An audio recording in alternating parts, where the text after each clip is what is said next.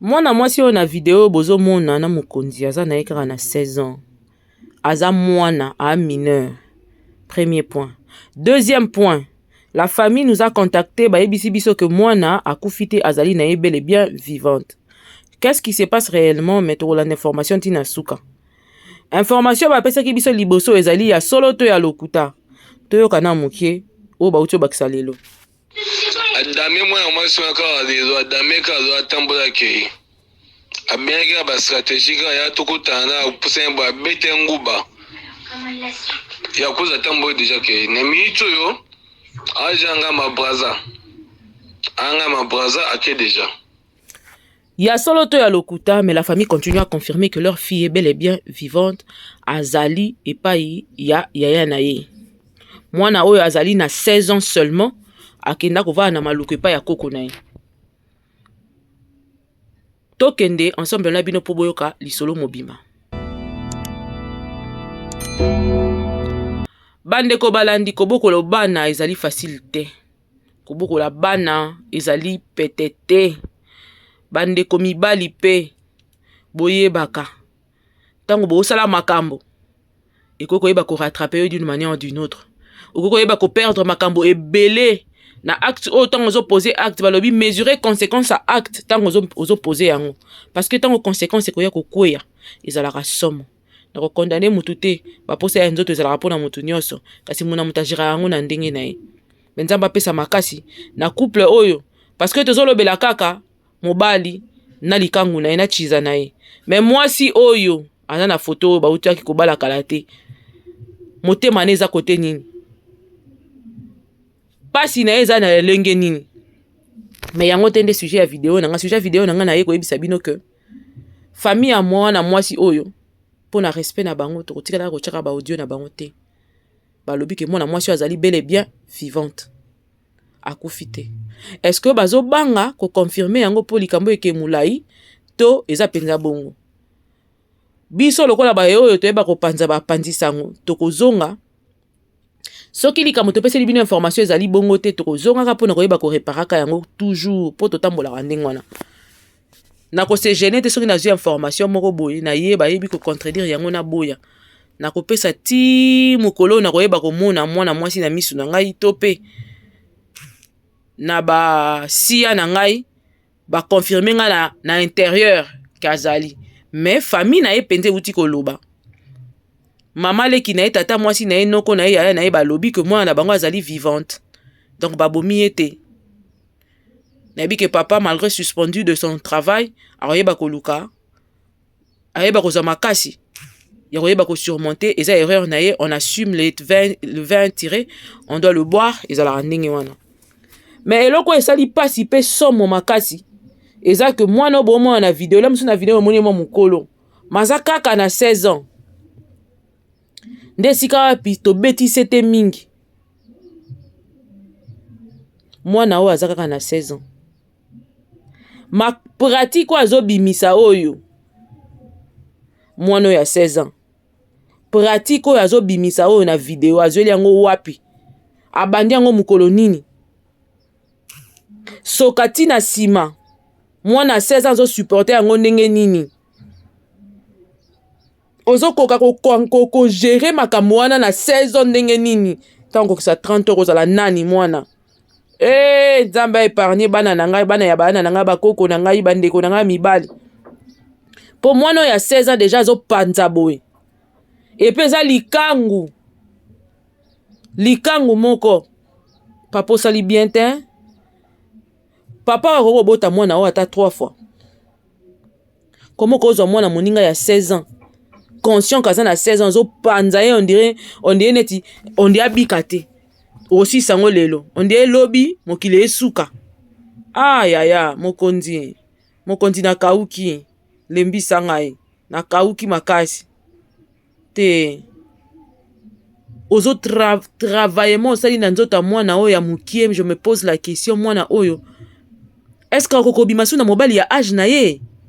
ako supporter ngo ndenge nini po na sima na liboso na makambo nyonso deya ba baby si ba bouzier à 16 ans seulement tant ba baby ça quand c'est na sima na on dit mwana na biso mto yebi soke mwana na biso na 16 ans ngabia mwana 16 ans kosa makambo boye yebi makambo nyonso boye wapi ala loka professionnel ya nani ya film X ndenge ni akoyeba makambo oui ayebi yango mais nayoki pasi na mobali ya kobala ye isali nga minyo titi na motema po akokuta nini soki na 16 ans déjà mwana déjà azo mela biloko makasi boye siko na tanga kokisa 30 ans kasi 15 ans plus tard nini nde kotikala na ye akomemela moninga na libala ekozala nini nde kopesa moninga mpo na libala seigneur bana lelo ata bowana biso baekolisa biso na mitunaka na mipozaka question c'est vrai que je suis pas sainte na mona berreur nange bele pe na sala lemsu bo mwana pesa lisanga buzoba mais nzala ekosalisa o makambo te osalela nzoto na oti na degré o na 16 ans seulement 16 ans je vous dis bien 16 ans c'est trop fort papa pardon peut fois dédommager moi na surtout quand on a 16 ans il faut dédommager ouais boy moyen te boy pena moyen te et ça passe na motema makasi na lingi na kokota te apoza makambu ya vie privée pena ni kokota mingi te mais somo ya mwana autant bisinga âge na ende sali que na démentir na information kakufi te pendant que bato bayebisa biso nyonso tomoni pe ba audio toza pe na ba audio ya bato moko bate ndenge tambola na internet etambola ekomeli biso toza bapanzisango ekomela biso bongo ekomeli biso totie po tozwi information et to continue kosala ba recherche na kati ya ba recherche na biso bayebisi biso que la famille de la fille est confirmé que mwana akufi te bauti ko retrouver c'est vrai que babanda ko mona na te na ye na mobali et consort baluki bango bamoni bango te mais mwana uti ko mona na hier l'après-midi ya lobby de bauti ko retrouver mwana bamoni azana ye bien akufi te. Ça reste maintenant du côté de la famille de la fille pour ba ko confirmer so réellement akufi te to ba obanga quelque chose pour ceux qui bazo banga et que la maman boule bi que information anti nazo sala yango il y a certaines personnes qui m'appellent pe na ndenge pe ya bien te mais yango na bona ngai kokota yango na ba détail pour etali pe ngai te ba détail nango mais seulement ce qui m'a plus choqué c'est que cette petite fille nazaki choqué ya komona que ba audio wana ezolo ba make mona na akufi et c'est là qui nga pasi et je suis passée dans mon accord jeune fille mais na yeba ki ko imaginer te kaki na 16 ans et quand on m'a dit qu'elle avait 16 ans et ça ninga sous plus passi parce que Nathalie vit à moi na oyo na mituni nzambe ka nda intervenir parce que na 16 ans déjà avec tout ça là comme pratique na mibali déjà mikolo boyozo za mikolo ya babiso ba yaya boye ozo lia ye normalement bozo lia pena on dirait netikara on dit to teta olongola nde liandi on dit ozo sala eloko te je me pose la question sikoyo ti mwana wa kola mobali wa kobala ye akokuta nini na kati soki dazo signer boye c'est que bana lelo bakobangeza mwa mingi yango wana faut kopesa bana éducation na ba vertu kopesa bana éducation na ba vertu to yebi na biso que réseau ya batu o bazwa bas pratiquera mambo ebele likolo ya bana ya bato ebele mais soki mwana na olekisi na makolo ya nzambe otiena au pied du maître olakisi ye bonzambe mwana koyeba kosede na mambo boye tata nzali leki mwana koyeba ko garder ba valeur na ye parce que boloni valeur ya malamu na kati ya mwana. En dehors de ça, il faut aussi prier pour les enfants. Parce que la pratique, oh, comme il y a marambo belé, bah, belé pour garder ba pouvoir na bango, bah, comment na ba pratique, il y a ba ndenge na ndenge. Si ko ba champ de bataille na bango, ba bana, oh, il y a ba batu, oh, il y a se, oh, bazana ba moyen te, oh, ba ola la banzala, nzale ko salisa n'importe quoi, nzale ko faire pratiquer ce qui ndenge nini. Mais na yebite, moi, je n'ai pas dit nécessairement que la famille de cette fille, bazana nzala, parce que sur la santa, moi, nango, ça va déjà. Na lobi te ke bana nzala me mingi bana ya lelo pour famille et cause la peut-être pas na nzala me moi na posa vivre vie moko mona na TikTok vie moko mona ka baninga alingi ba film c'est luxe ya degré leki ba famille peut-être pas na possibilité ya kolesa yo ya kobomba yo na kotangisa au classe yo sko na posa mafuta cher wana posa kabelo cher wana posa au rouler boyo sala boye yango nde mutesali tsaka bana ebele ba pratique mususu jeune fille batela bolenge na yo 5 ans après, vous pouvez comprendre la pratique de ce servant qui est l'autre. Pour muto au balote. Yemoro déjà quand on a yebi ko na ajuana eke ya obimana yo. Otiki eda na somme. Pour pratique on a ça na nzoto na yo. ata soki balobi ke bapesa mwana na ye mobali asala pratique wana olinga ngo te mwana ya age na yo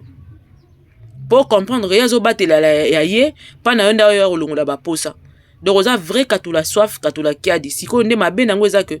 nakopréféré kuta ezala na mwana mwasi moko deja yebi vi abeba na ye de akala ke mwana moko ya 16 ans oyo azala na ebandeli kosala vie na ye abanda bapratique ya bongo ekoperturbe avenir na yo ekoperturbe makambo ebele vie sentimentale no eza perturbe ekomi daya défini na ndenge moko boye vie choix na yo amoureux ekomi déjà na défaillance ekomi déjà na tendance moko boye po soki oki koluka jeune ya 20 ans okoka kovanda na ye te parce que déjà omesani na ya mikolo okozala na difficulté il faut que tolobaka ba vérité parce que tant tozoloba na ba vérité nde ezosauve bana mosusu bazotombe mpe na koyokaka po bato bakomasa ozopesa explication yo mpo olobaka bona aloba yango te ndenge nini pendant que eza makambo tovivre nango tozalaka na yango bato nyonso basalaka yango bakomi bamajeur bamature babali ainsi de suite et le fait ya koyokaka basoni wana moto ezodétruire bana ti bakoma na badegré oyo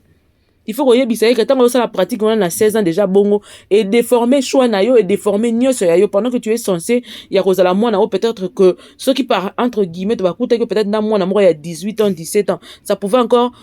passer so bakutaki na mwana moko ya 20 ans à la limite elingaki eleka normal mais comment yo okokende kozwa papa soki ya ba 50 ans mwana ya 16 ans ke ndima kobima na papa ya 50 ans pour quelle raison basala délivrance tonini. Mais ce que j'étais venu donner comme information, c'était pas ça. C'était plutôt l'information de vous dire que cette fille, c'est une fille mineure. De 2, abunga qui exactement, abana au monde en até, bakeda pe koluka mukondi pa mon anakité. C'est seulement hier. N'était pas passé sur au revoir ya souka. Chérie nenge ba suspendre nga pour na na otika ote je te lâcherai pas de bité bon je ne dis pas ça mais na Tunis là mtuzu pour bando mo anate ba yo mo na lobby mo na mona ni ka lobby tant monani lobby wana te bité soki je te lâcherai pas etikalaki nde ba longo ninga musali ko na donc je te lâcherai pas bon to mona pe mususu ba kumba na pe ka bongo ba bali malgré les écarts pour ba basi pe to aka bato nde mona mwasi ya mona na ki lobby pa ya na ye selon la confirmation de la famille Oyo, na yebi kozala na bango contact. Donc c'est un peu ça. S'il y a du nouveau, on va dire mais ngana aussi balanga mukondi na kauki. Na bona nga ba problème.